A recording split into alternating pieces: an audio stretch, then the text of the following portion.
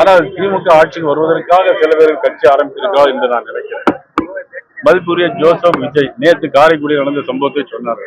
Joseph Vijay சைக்கிளில் ஓட்டு வந்தாரு, அதுக்கப்புறம் கை காட்டிட்டே ஓடிட்டே ஆடிட்டு வந்தாரு அப்படிலாம் சொன்னாங்க.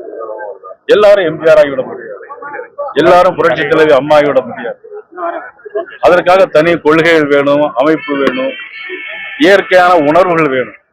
ஏதோ திமுகவை ஆட்சியில் அமைப்பதற்காக ஜோசப் விஜய் தனியாக கட்சி ஆரம்பித்தார். என்னை பொறுத்த மட்டிலும் அவர் ஒரு நல்ல குடும்பஸ்தனாக இருக்க வேண்டும், ஒரு நல்ல கணவனாக இருக்க வேண்டும், ஒரு மக்களுக்காக உதவக்கூடிய செய்வன். ஏதோ ஆட்சிக்கு வரணும் அப்படிங்கிறதுக்காக இல்லாமல் திமுகவை ஆட்சி கொண்டு வருவதற்காக ஜோசப் விஜய் நேற்றைய தினம் காரைக்குடி நடந்த சம்பவத்தையும் சொன்னார்கள். வேடிக்கையாக இருந்தது. மக்களுக்கு ஓட்டுக்கணும், சைக்கிள் ஓட்டுறதுக்காக வந்திருக்கோம். திமுக ஓட்டணும் அதுக்காக வரலாம், சைக்கிள் ஓட்டுறதுக்காக வரக்கூடாது, அப்படிதானே?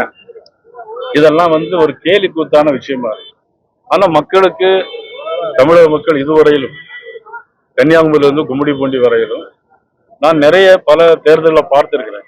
எல்லா தேர்தல்களிலும் மக்கள் ஒருமித்த கருத்தோடு, ஒரே கருத்தோடு யார் ஆட்சியில் வர வேண்டும், யார் ஆட்சியில் இருக்கக்கூடாது என்பதற்காக தான் இதுவரையில் வாக்களித்திருக்கிறார். ஆனால் தொடர்ந்து இனிமேல் திமுக ஆட்சிக்கு என்னைக்கும் வந்ததில்லை, இனிமேலும் வராது.